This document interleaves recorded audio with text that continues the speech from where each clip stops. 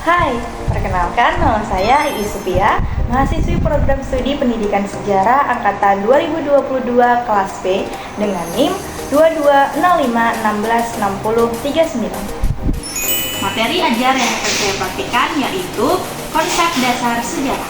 Selamat menyaksikan. Selamat pagi anak-anak. Oke, sebelum memulai pembelajaran, kita berdoa terlebih dahulu ya. Berdoa dimulai. Cukup?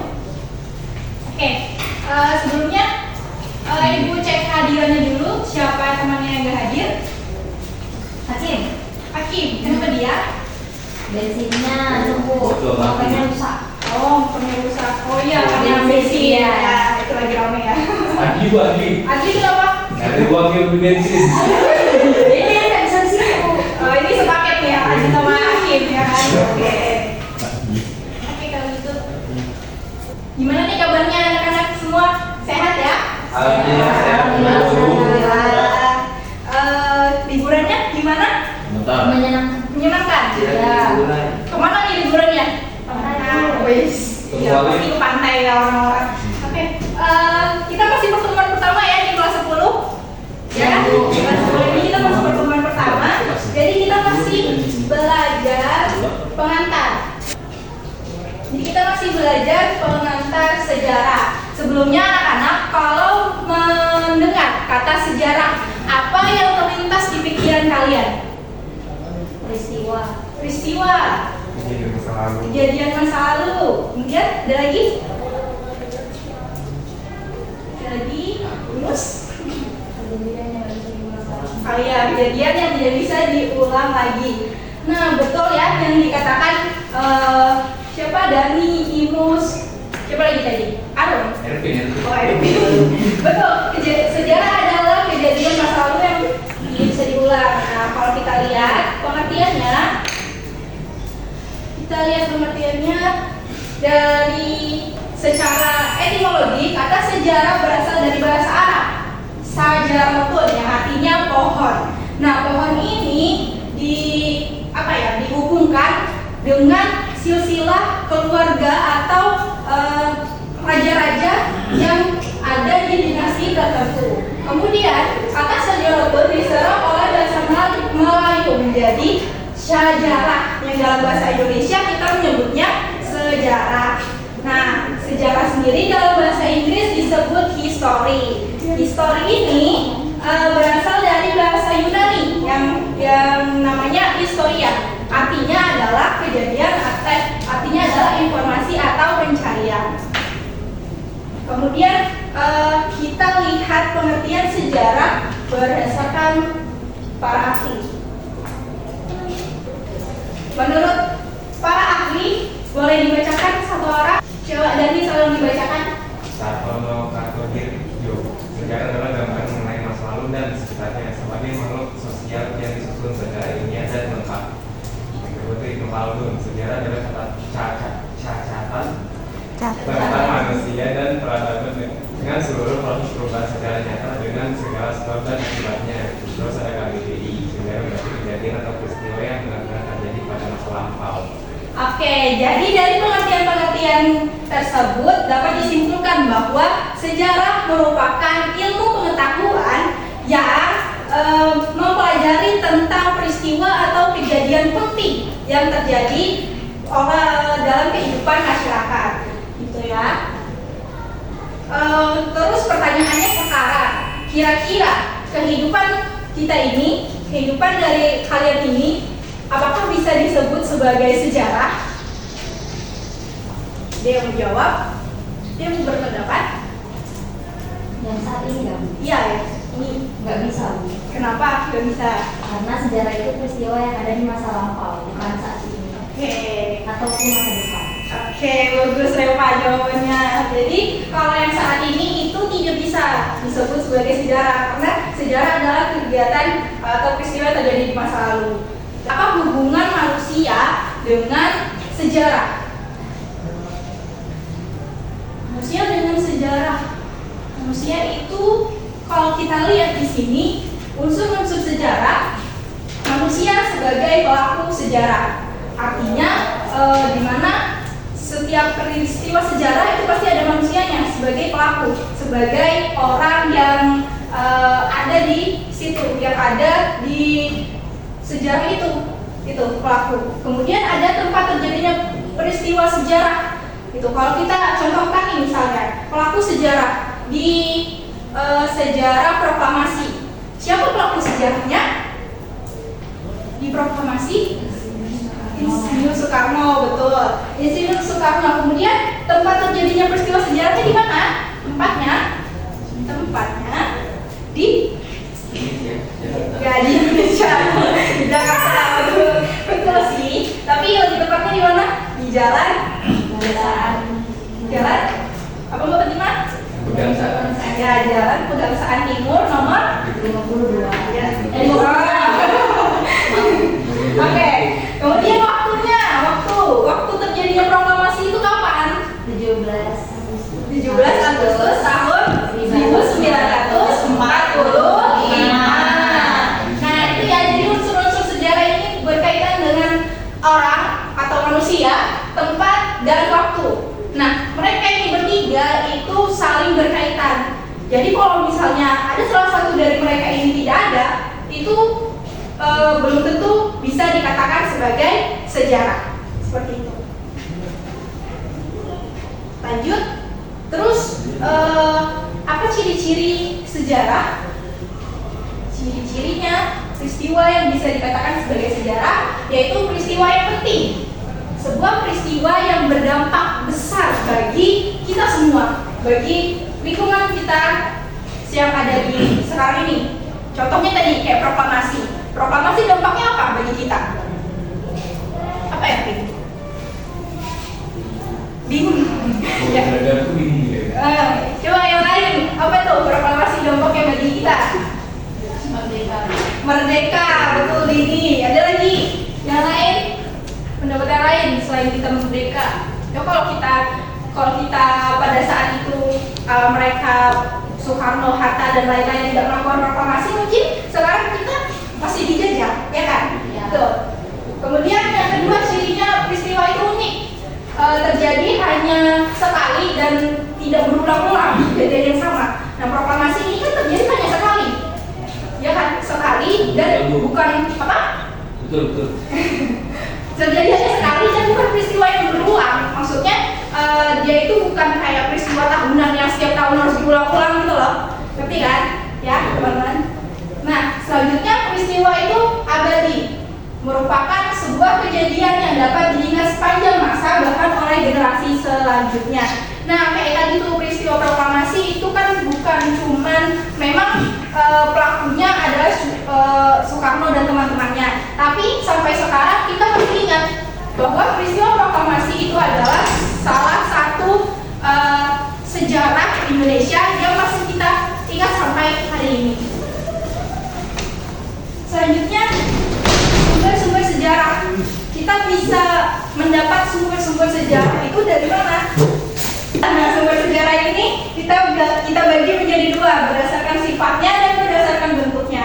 Berdasarkan sifatnya ini dibagi menjadi primer dan sekunder. Coba siapa ya? Coba Reva bacakan deh. Berdasarkan sifatnya, satu, sumber primer berasal dari kesaksian orang yang mengalami, menyaksikan, dan mendengar peristiwa sejarah. Fungsinya sebagai rujukan utama dalam penelitian sejarah. Yang kedua, sumber sekunder berasal dari hasil penafsiran dan pemahaman orang lain yang bukan pelaku atau saksi sejarah. Fungsinya sebagai pelengkap dari sumber primer dan rujukan awal dalam penelitian sejarah. Berdasarkan bentuknya ada tiga. Yang pertama, sumber tulisan seperti prasasti, arsip, naskah kuno, surat kabar, buku, dan lain sebagainya. Yang kedua, sumber lisan, keterangan dari pelaku atau saksi, cerita rakyat, tradisi lisan, dan lain sebagainya. Yang ketiga, sumber benda, artefak, fosil bangunan. Oke, terima kasih Reva. Jadi sumber primer ini adalah sumber dari kesaksian orang itu sendiri, dari pelakunya, kesaksian dari pelakunya. Sedangkan sumber sekunder adalah sumber pendukung Seperti contohnya kayak arsip, yaitu terus dokumen pendukung yang bisa mendukung kebenaran dari itu sumber primer ini. Biasanya sumber primer ini ditulis terus dijadikan arsip kayak gitu ya. Nah, sampai di sini ada yang ingin bertanya? Ada yang ingin ditanyakan atau sudah paham semua nih? Atau ibu yang nanya? Kayaknya sudah, Bu. Sudah paham semua, yakin? Yakin nih sudah paham semua? Sudah, Bu, tapi jangan ditanya. Oh, jangan ditanya. Oke, kalau gitu karena nggak ada yang mau ditanya, nanti ibu tanya di ini aja di kelompok. Jadi ibu bakal bagi kalian menjadi, ini ada berapa nih jumlahnya? 17, Bu. 17 Iya. Dibagi jadi 2 kelompok aja. Kita bakal mendiskusikan satu masalah tentang materi kita hari ini. Jadi kelompoknya nanti ini 1, 2, 3, ini kelompok 1, ini 1, 2, 3, ini kelompok 2. Gitu ya? Iya, Ya. Bu. Setengah-setengah. Paham ya? Iya, Nah, Bu. jadi gimana caranya nanti diskusinya berlangsung gimana? Jadi nanti ibu udah bagi kelompok ini, terus ibu bakal kasih kalian lembar kerja seperti ini. Di sini juga ada namanya teka-teki sejarah. Nah, di sini ada pertanyaan yang harus kalian jawab dan kalian isi di kotak-kotak ini. Oke? Dan ibu kasih kalian waktu 5 menit untuk mengerjakan dan berdiskusi. Oke, sekarang kalian berkumpul ke kelompoknya masing-masing. Silakan.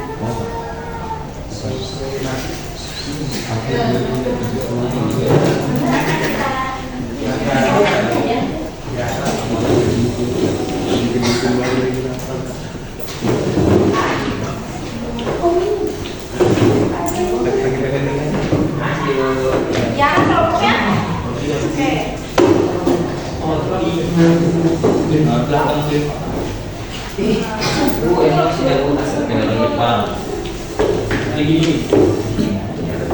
Diisi.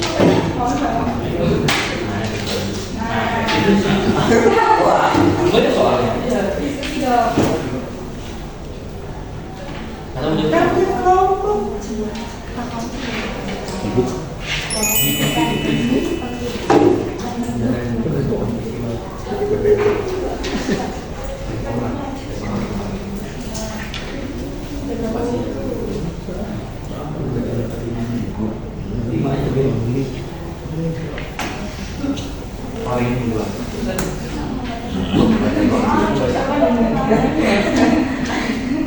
Jawab yang gampang-gampang dulu.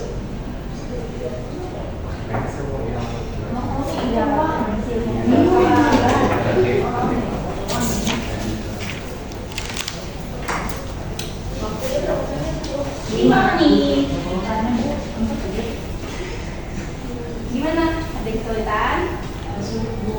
Apa kesulitannya?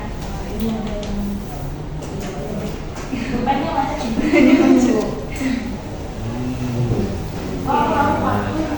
apa itu? Jangan dibuat mas. Oh iya, ini Bu iya di bawah. Oh iya. Oh, apalagi bagi kelompoknya Yomi ya? Iya, Bu. Kita nih udah sampai Tuh, petang-petang.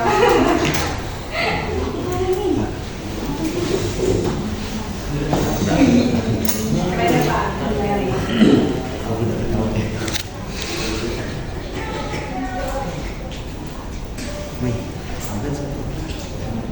Mana ini masih kosong? Ada yang kesulitan? Ada tulisannya Bu. Aduh, kalah nih sama kelompok sebelah. Oke, sudah selesai? belum.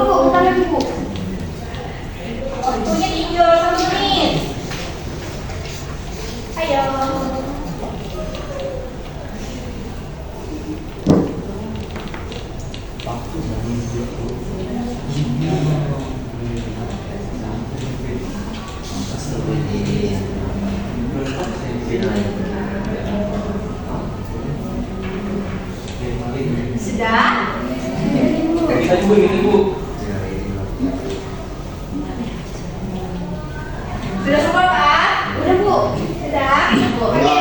Ini lagi Bu.